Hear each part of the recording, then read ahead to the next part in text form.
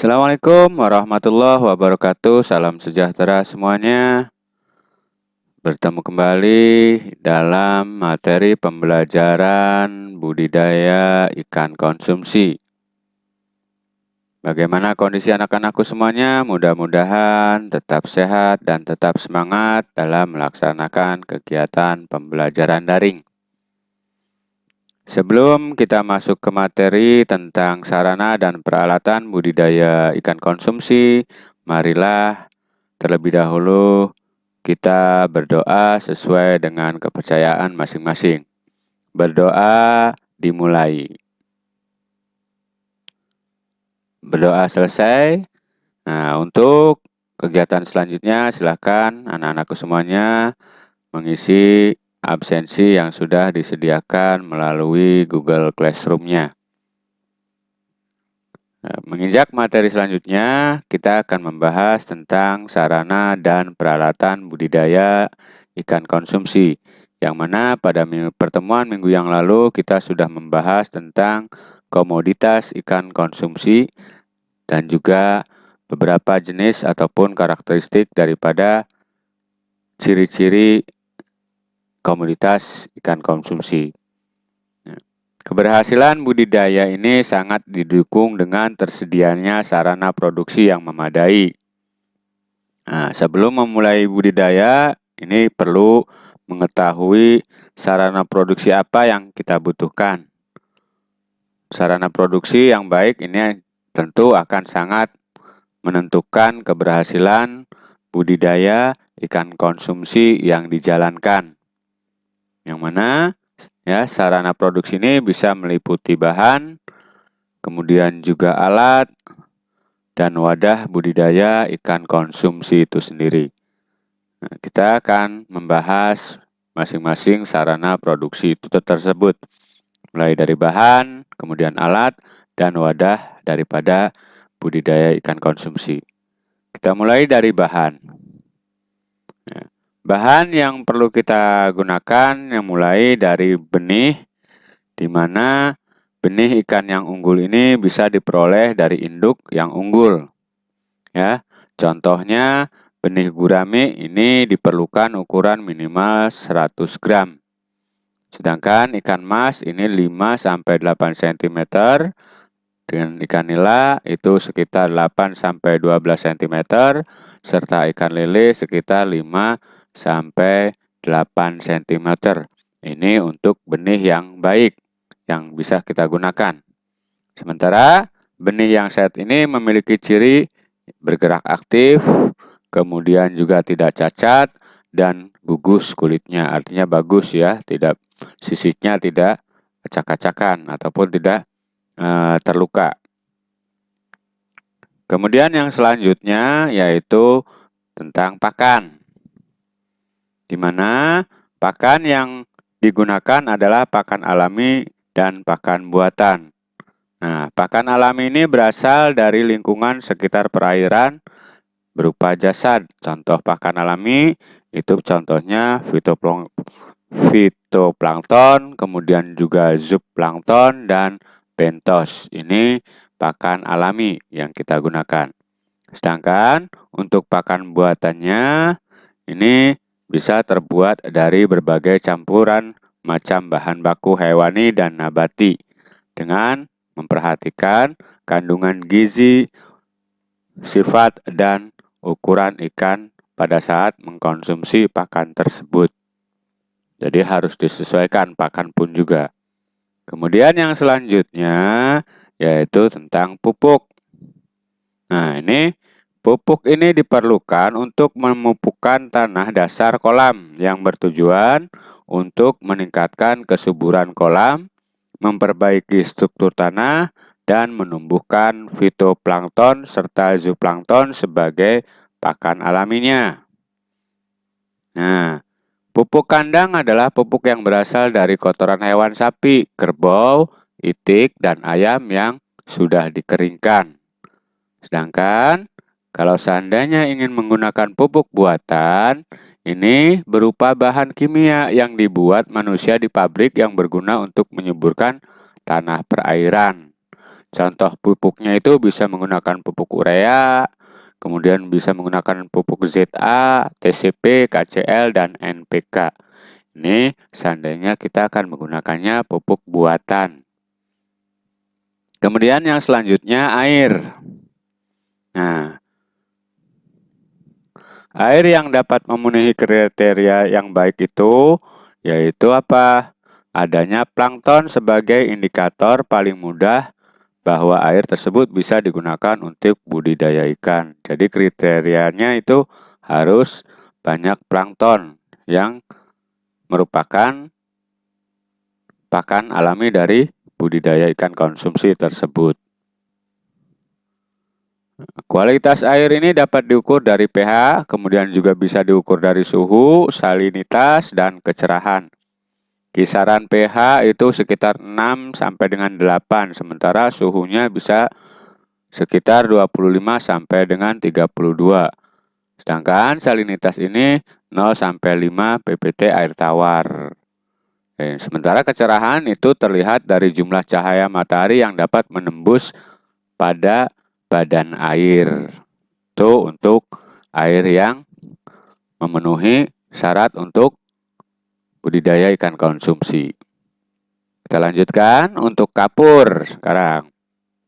Nah, ini kapur digunakan untuk mempertahankan kestabilan keasaman pH tanah dan air, sekaligus memberantas hama. Ya, ini fungsi daripada kapur. Macam-macam kapur itu sendiri banyak, diantaranya kapur pertanian, contohnya kalsit dan dolomite, serta kapur aktif. Ini contoh-contoh kapur yang bisa kita gunakan sebagai sarana budidaya ikan konsumsi.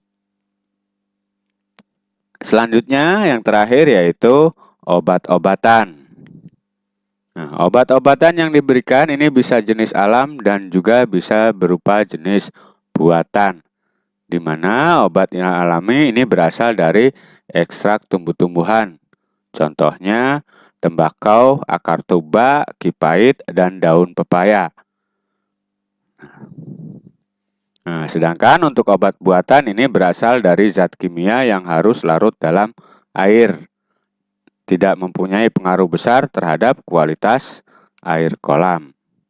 Ini jenis daripada obat-obatan. Kemudian yang kedua yaitu alat. Alat apa saja yang dibutuhkan dalam sarana budidaya ikan konsumsi ini? Ya, adapun alat yang bisa kita butuhkan dalam budidaya ikan konsumsi ini, persiapannya yang pertama yaitu bisa berupa penggaris. Kemudian yang kedua ada serokan, ya. Kemudian yang ketiga ada alat sortir.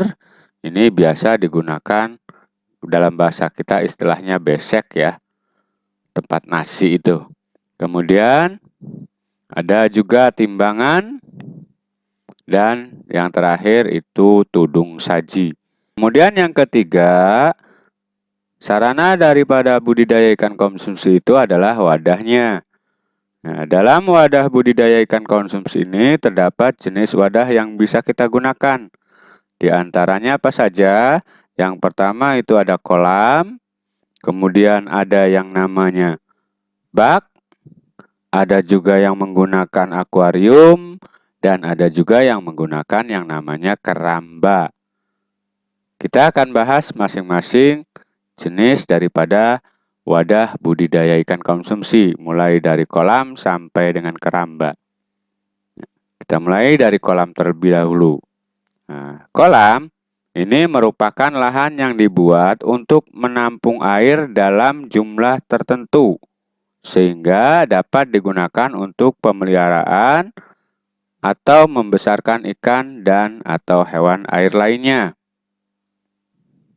Kemudian, nah, terdapat 3 sistem budidaya ikan yang bisa kita lakukan di dalam jenis kolam ini. Yang pertama, yaitu melalui tradisional atau dikenal dengan istilah ekstensif, di mana kolam yang digunakan adalah kolam tanah, yaitu kolam yang keseluruhan bagiannya terbuat dari tanah. Kemudian yang kedua, semi intensif. Apa itu semi intensif? Kolam yang digunakan itu kolam yang bagian dinding pematangnya terbuat dari tembok, sedangkan dasar kolamnya terbuat dari tanah. Ini disebutnya semi intensif. Dan yang terakhir adalah jenis kolam intensif. Kolam jenis intensif ini yaitu kolam di mana keseluruhan bagiannya ini terbuat dari tembok. Jadi ada 3 macam jenis kolam yang bisa digunakan. Nah, jenis kolam yang dibuat itu bisa melalui kolam pemijahan. Ya, ada jenis kolam yang harus kita buat, ya, mulai kolam jenis pemijahan, kemudian ada kolam penetasan, kemudian ada kolam pemeliharaan ataupun pembesaran, dan pemberokan kulit. Oh, maaf.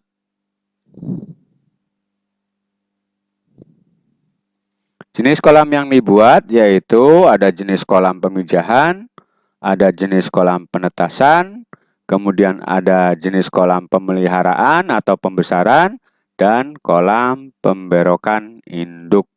Jadi ada beberapa jenis kolam nantinya yang akan kita buat. Ya. Selanjutnya,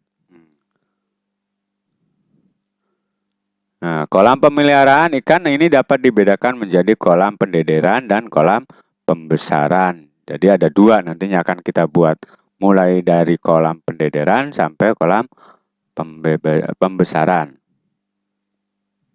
Nah, di mana kolam untuk pembesaran ini sebaiknya tanah dasar yang subur. Jika dipupuk, ini dapat menumbuhkan pakan alami.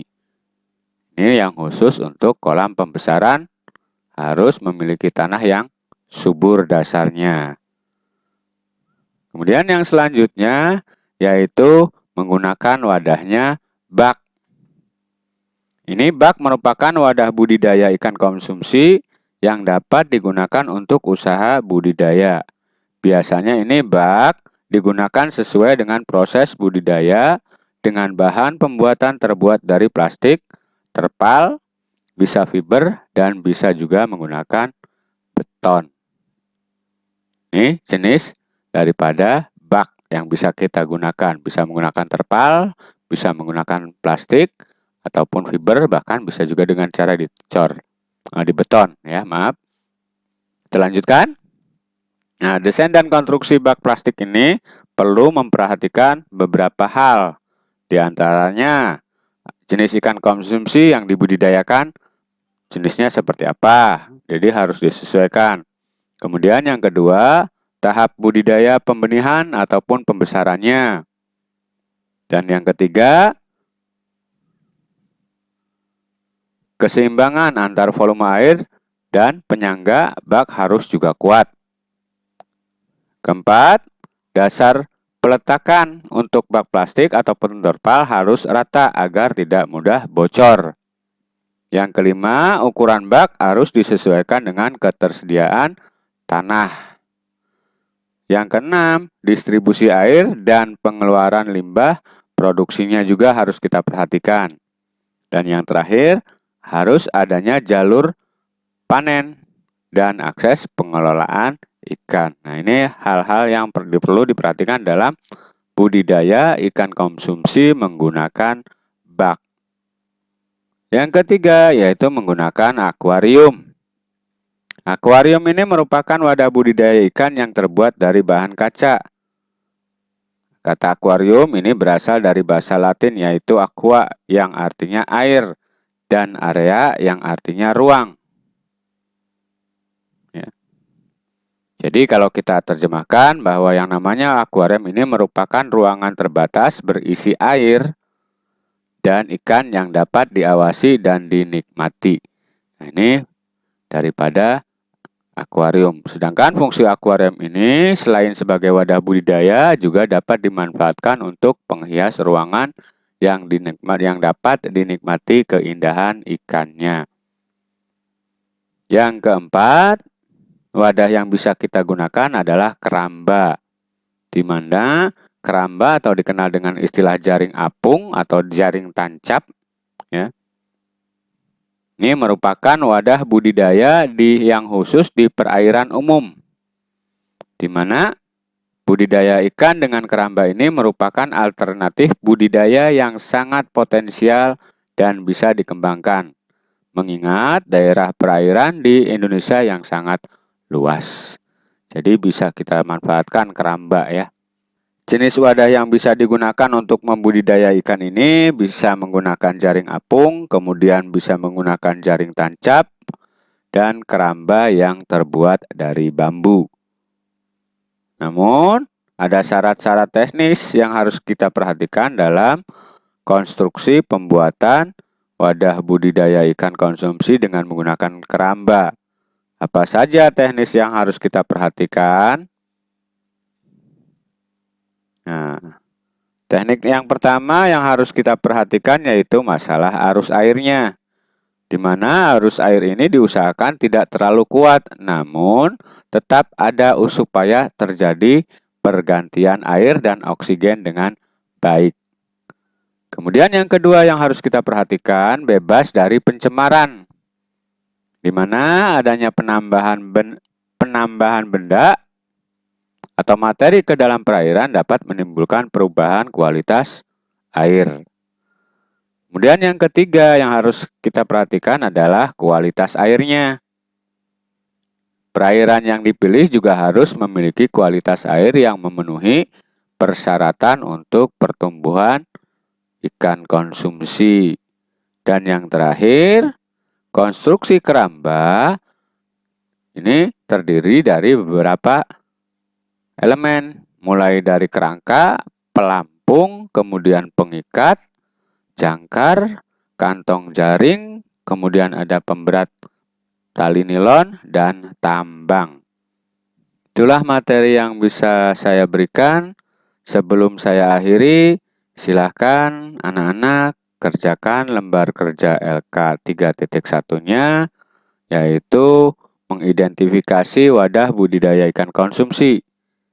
Di mana jika seandainya kita mengisi nama budidaya wadah ikannya apa, kemudian jenis ikan konsumsi yang kita budidayakan apa, kemudian gambar daripada wadah budidaya ikan konsumsi. Saya beri contoh misalnya di nama budidaya wadah ikan, misalnya kita menggunakannya keramba. Kemudian nanti kita interview ke beberapa pemilik daripada budidaya ikan konsumsi, lalu di sini jenis ikan yang bisa kita gunakan ataupun bisa kita budidayakan, contohnya ikan apa namanya, kemudian sertakan juga gambar fotonya di sebelahnya. Oke, itu saja materi yang bisa saya berikan, mudah-mudahan bisa dipahami dan bisa memberi manfaat, kurang lebihnya mohon maaf.